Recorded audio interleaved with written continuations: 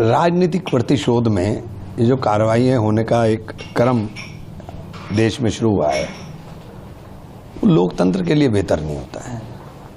मुझे बस की तो जांच है, जांच का विषय है, क्या नहीं है कोर्ट देखेगा, लेकिन मेरा मानना यह है कि राजनीतिक प्रतिशोध के साथ कार्रवाई नहीं होनी चाहिए। आम आदमी पार्टी के तमाम नेता कह रहे हैं कि पंजाब के अंदर चुनाव है, उसी के दृष्टिगत ये बीजेपी ने सारा चक्रव्यूह रचा है और उसके तहत इनकी गिरफ्तारी। मैं कह तो रहा हूँ कि सत्येंद्र जैन को पहले इतने दिन बंद रखा, तबीयत उसकी बहुत ज़्यादा ख़राब हो गई, कोर्ट ने उनको रिलीफ दिया, तो अब नए मामले में यही आजम साहब के साथ हो रहा है, यही सत्येंद्र जैन के साथ हो रहा है। तो राजनीतिक प्रतिशोध के साथ कार्रवाई होना किसी भी सूरत में उचित नहीं है।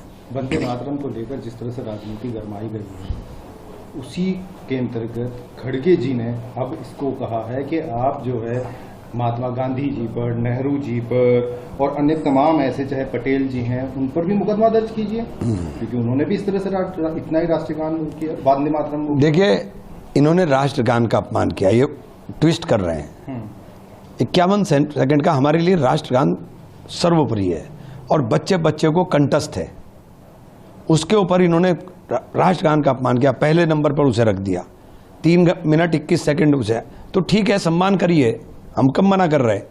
हमने तो हमारे यहाँ तो हर अधिवेशन के अंदर गुरु रविंद्रनाथ टैगोर ने जो हमें दिया उसको हमेशा गाते रहे, तो गुरु रविंद्रनाथ टैगोर के ऊपर भी बात करो, ये तो उनका ही दिया हुआ है ना। अच्छा, अभी जो बीजेपी के राष्ट्रीय अध्यक्ष हैं नितिन नबी, उनके द्वारा अपनी टीम की घोषणा की गई, इसी चीज को लेकर अब नए जो फेरबदल है उसकी बड़ी जोरों से चर्चा चल रही है और कहा जा रहा है कि उत्तर प्रदेश के मुख्यमंत्री योगी आदित्यनाथ हों, असम के मुख्यमंत्री हेमंत बिश्व शर्मा हो या महाराष्ट्र के देवेंद्र फडणवीस हो, इनके नामों पर भी विचार चल रहा है कि शायद फेरबदल का कुछ हो। पता नहीं भाई, इनका मामला है, उनका इंटरनल मामला, उसमें हमारा कोई दखल ही नहीं है और हमारी कोई टिप्पणी उचित भी नहीं है। हर पार्टी का अपना अपना मसला है, हमारी कोई टिप्पणी उचित नहीं है।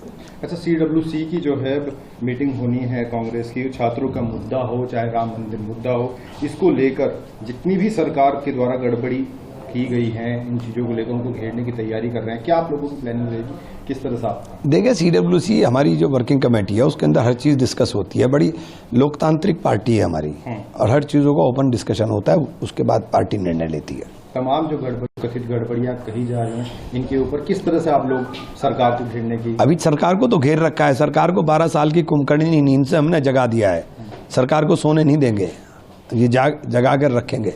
इस मीटिंग के अंदर ये भी कहा जा रहा है कि जितने राज्यों के अंदर चुनाव होने हैं उनको लेकर भी चर्चा होगी।